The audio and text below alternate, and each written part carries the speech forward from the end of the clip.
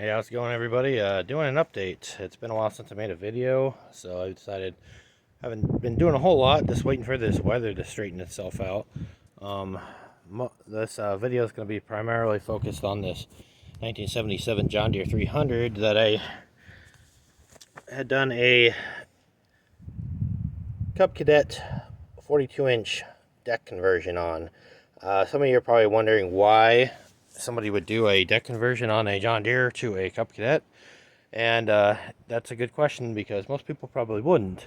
The only reason I did it because, well, I don't have a lot of money, and buying a new deck for one of these, you know, they're ranging anywhere from $100 on upwards, and I got 3 other lawnmowers, so I don't exactly need high dollar machines. What I'm doing because most of what I'm see all this junk out here. This is what I mow, and a nice mower gets beat up pretty quick here. I'll give you a glance of why I changed out the deck. For some of you wondering, you know, why you'd even go through the trouble for doing all that. You can see here. Okay, sorry. Got a hand shot there. You can see here multiple rust holes in this deck. This is the actual deck. This is actually 48-inch deck off of a John Deere mower. Here's the top side of it. If I quit giving you the palm of my hand shot there. Part of the reason is, if I can get it to do it, it's sitting on the grass right now, but this center pulley is shot, and the rest of these probably aren't the worst, but the top of this deck has some pretty good holes in the top of it, so really wasn't worth fixing in my opinion. I had this old Cub Cadet deck laying around for a project. Right there, actually had 2 of these decks. That's the same, basically the identical deck that's underneath this John Deere mower. That's I made a trail mower. There's a video kind of glancing over that a little bit. Anyway, wanted to show you how this thing works. It actually worked out surprisingly well. Basically a grinder plasma torch and a cutoff wheel and a welder. It's about all you need to do this, and a little bit of common sense. And I'll be honest, not the smartest person in the world out there, so if I can figure this out, you sure as heck can. I did have to do some modifications on it today, which is why I kind of decided to make a video on this, because it's been too cold the last, few months or whatever, with snow and wind and cold, whatever it's been. Today's actually pretty nice. It's Sunday today, so it's actually pretty nice. So we're going to fire this thing up, and I'll show you how it works. It works surprisingly well for what it is. The belt might pop off. I'm still trying to work on some geometry issues here. It's nothing to do with the actual deck itself. It's just the way the belt's set up, and I can show you the front here, which I think this is kind of a poor design on earlier John Deere stuff. They have this belt tensioner system on the front of this. Well, this knob was broken off on this mower when I bought it. There's this little, and it might be hard to see. See if we can. Anyway, there's a little bar inside here. There you go. You can kind of see it right there at the bottom, right there where my finger's pointing. That little bar, it's supposed to be up here when the deck's up, and that's where they want you to have it for it to be tight.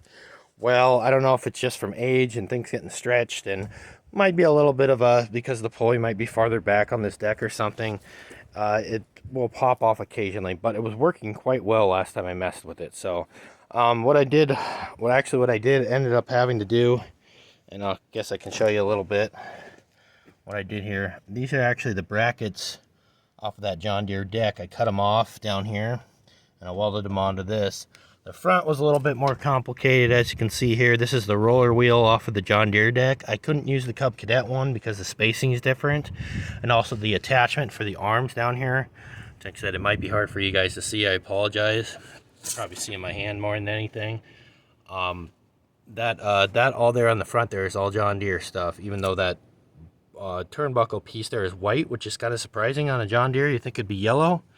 I'm not sure what's going on there, but anyway, proof right there. International Harvester John Deere mower 300, in case you're wondering. This is a 1977 model, if I hadn't mentioned that already. The most recent thing I did to it was I had the front wheels mounted on for quite a while there, but I wanted to do something for the rear, so I put these gauge wheels or whatever so it doesn't scalp. They're not touching the ground because I didn't really want them to. The grass that I mow out here is mostly weeds, so don't really care. Just point is to mow. The most recent modification I had to do, and it's going to get a little redneck for some of you guys, so I apologize. When I was lifting this deck up, I was running into an issue. The wheel I put on there, I welded this. Keep in mind, I had this off the mower when I did this. I just kind of eyeballed stuff and assumed it would work. It works fine on the left-hand side as you're sitting on the mower, but the right-hand side I was running into an issue. This wheel here was hitting this tire, the inside edge of this tire when the deck would go up, so that was causing some problems. So, unfortunately, kind of working with scrap materials here. This is actually, see it in the photo here, this is actually a lawnmower blade off of that Snapper Rider mower over there, one of the original blades off of it. I put new blades on it a while back, and I just had these blades laying around, so I need a piece of C-channel. It didn't have to be very big, it just needs to move it over a little bit. So I went ahead and cut it off with an angle grinder, cut this blade off where the C-channel part was. The ends of the blade, obviously you can see. This is more or less what I used, about this style of material. Welded it back on there, and she's running. She'll work right now. Fire it up, see what it'll do. I'll see if it pops the belt off. I'm not sure if it will or not, but we'll see what happens. Another problem this mower I've been running into is got this stupid hydro creep issue, which I guess is really common on these mowers. Anyway, as you heard, it fired right up, which is pretty good. Rev her up here for you.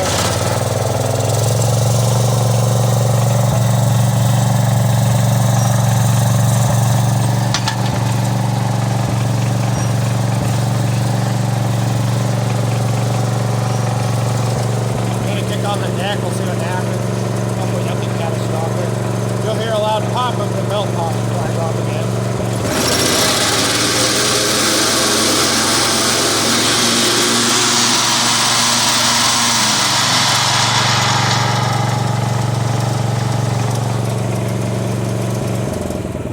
Anyway, there you go, guys. There you have it.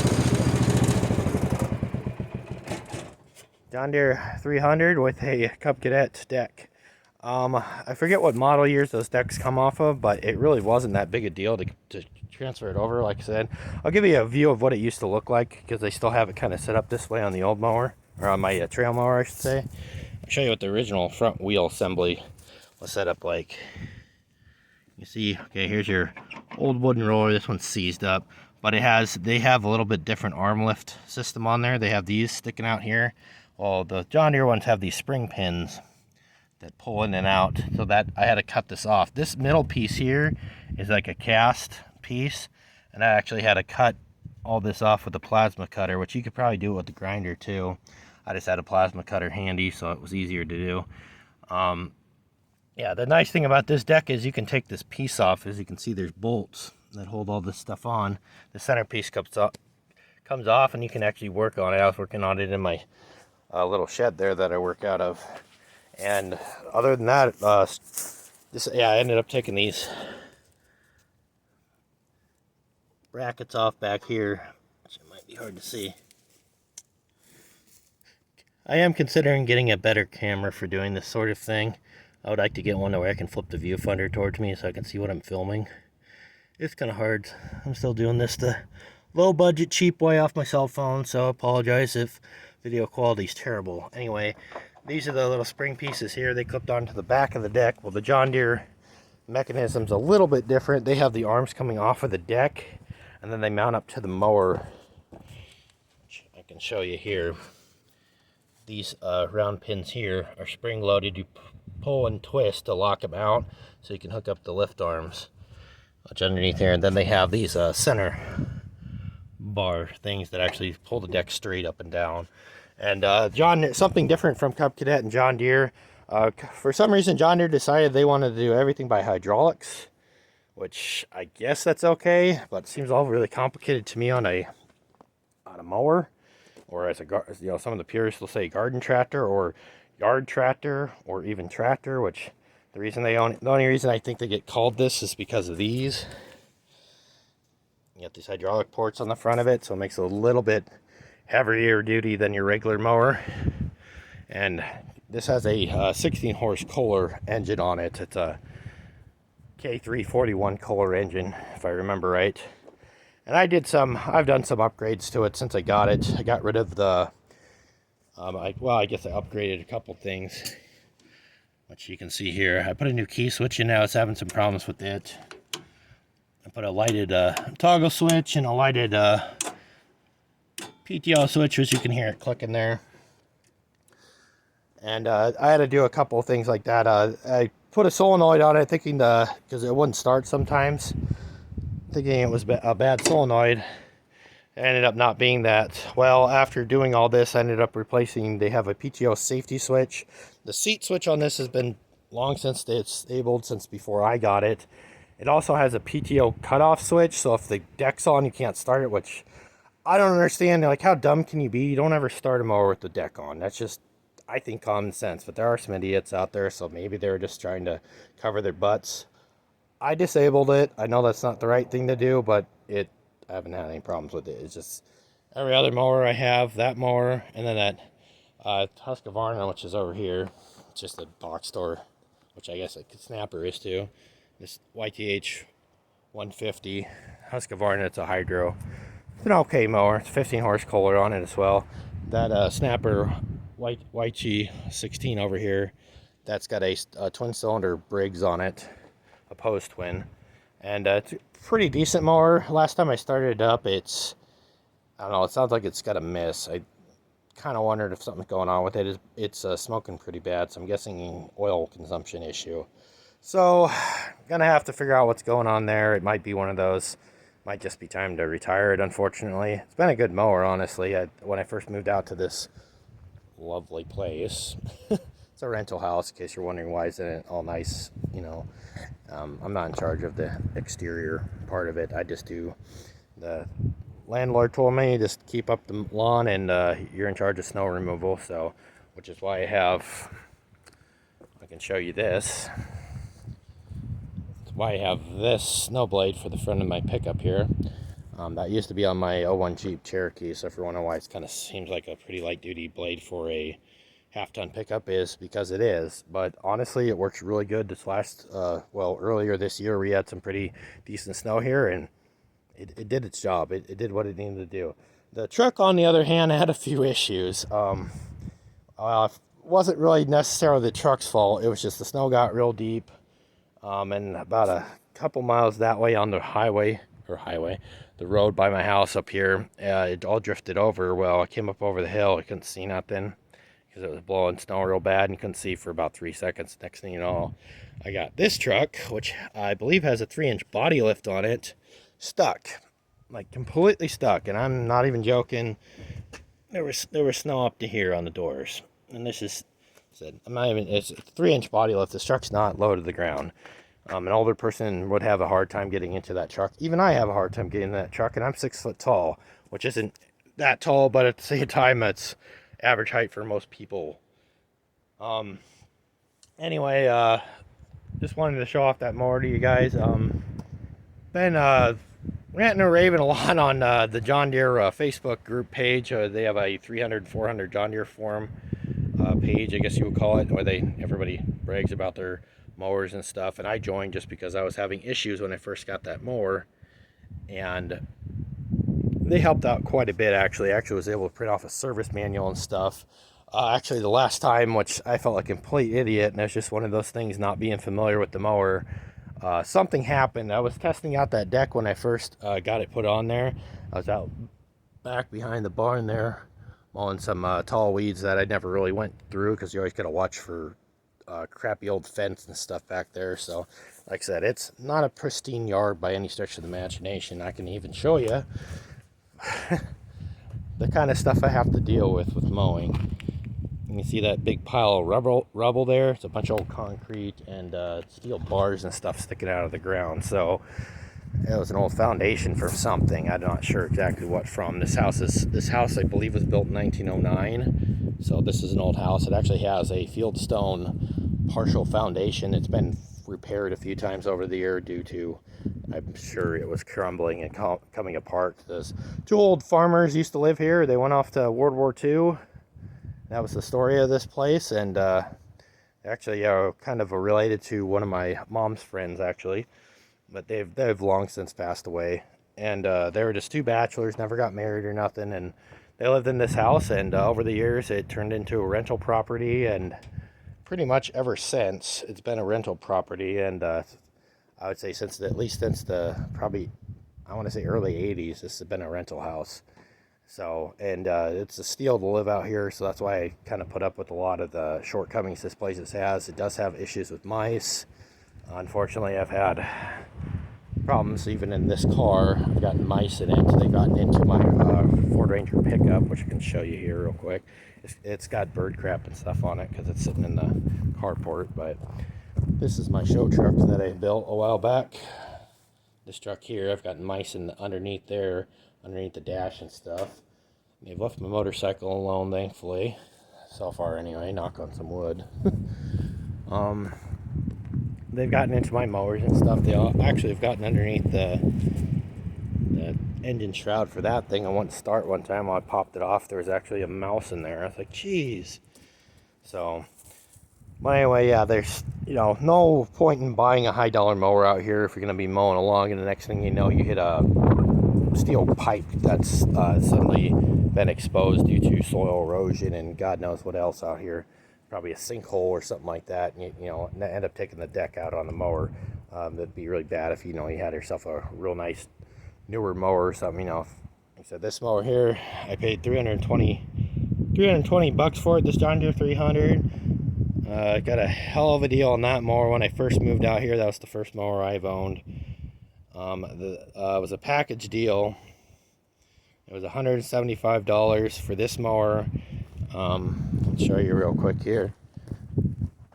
Turning it into a little bit more of a random video, but that's pretty much my style, which I won't get too involved with things.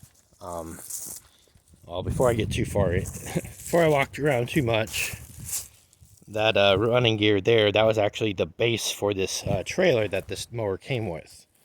It was an old, I don't know, 1940s GM car axle underneath there, or truck.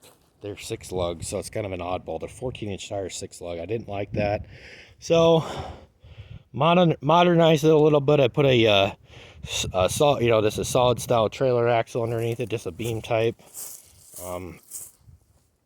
Those are actually the rims off of my Ranger originally. I got some different rims on there now. It's just a 5 on 4.5 Ford bolt pattern. Figured I'd standardize it, plus trailer axles that are normally that size. So this is more or less how the trailer came. Had the ramps on it. There's definitely some redneck ingenuity when they built this. There was some, like I said, I think this was a 30-pack build, because there's some kind of guessing on some measurements. Stuff's not quite square. When you pull this trailer down the road, it dog tracks a little bit, which is kind of annoying, but it's only a single axle trailer, so it doesn't really bother it too much. They have some weird, I don't know what they were thinking. They got open fenders, which why would you even bother putting fenders on if you're going to leave the inside open? I put the lights on here because actually, well, as you can see, I got plates on it because I wanted to register it, so just in case I ever need to tow something. My motorcycle fit on here. All my lawnmowers are fit on here. And then I added this boat winch thing so I can pull, so you got a dead, whatever, small, we'll say 4-wheeler or whatever, something like that, lawnmower, stuff like that. You can pull it on there with it. It's plenty heavy. I welded this hitch on there, which not quite. My dad's actually a welder, and he's been doing it for 40 years, and he was a little skeptical of my welding job because normally his years of experience, he says when you weld a hitch onto a front of a trailer, you need to tie it into the center of the trailer. I don't know. I was just trying to make stuff work. He's like, why didn't you go to the axle? And I was like, well, I was just trying to make it shorter. I didn't want a really long hitch, but I didn't want a short hitch so I could actually turn with it. And I redid the jack on it because the other jack was damaged, which is still on there. It's welded. Then I put this hitch, new receiver hitch on it too, so I can pull stuff.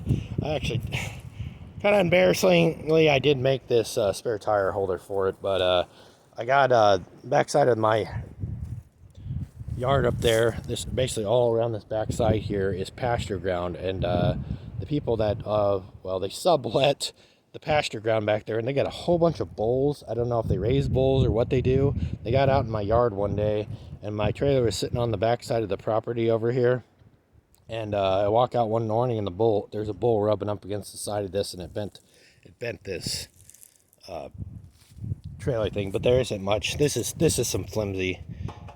There ain't much to this. I believe these are old stock racks off of an old grain truck. I think is what those are. So, but no, that trailer works pretty good for doing that sort of stuff. Like I said, 42-inch deck is probably the biggest thing you can put on there as far as a mower. I found that out when I got this John Deere mower. The guy said it was a 38-inch deck. He didn't know what he was talking about. That's actually a 48-inch deck. He must not measured it right, or just guessed. Gonna guess just guessed. Because with all the little issues this thing had, I don't think he quite knew what he was doing. Anyway. Gonna wrap this video up. Thank you guys for watching. Hope you guys like this kind of content. Like I said, I jump around all over the place. I know that. I'm trying to work on a little bit more focused content, but like I said, I'm not one of those people that's always taking on a different project all the time. You're gonna see a lot of repetitive, that one, this car, that truck. I don't have a million vehicles like a lot of the more bigger YouTube people do. I focus on, well, mowers are cheap, as a lot of you guys know. Back when I was in high school and stuff, this lawnmower here, 320 bucks, I could have bought a car for that back when I was in high school. Not saying it was a great car. It'd be like a Chevy Cavalier or something cheaper like that, Ford Tempo, those sort of cars, maybe a Grand Marquis or something like that. That was the kind of stuff I grew up with. They were all over the place. For example, that Ford Ranger pickup, I bought that for 400 bucks. It didn't run, but I already had an engine and stuff for my other pickup I had in high school. So, that sort of stuff, then you end up with vehicles like this, which should be in that price range, maybe 1,500 bucks, somewhere in there. I paid $4,000 for that truck, and 4 months later, I'm putting a motor in it. So, and that motor apparently, well, I know it had been replaced. Anyway, this, and of course, then this car here blows that out of the ballpark. That was a $21,000 car when I bought it in December of 2018. And then that motorcycle sitting in the shed there, that's like they say $5,900, but by the time I got to my house, it was about a $1,500 shipping fee from Azusa, California to ship it here to Nebraska. But I figured I can't really drive there and back for that price, so it was kind of worth it to me. And plus, it's actually a pretty good motorcycle. I actually enjoy driving it, or riding it, however you want to phrase that. Anyway, I'm going to cut this one off here. Thank you guys for watching. See you at the next one.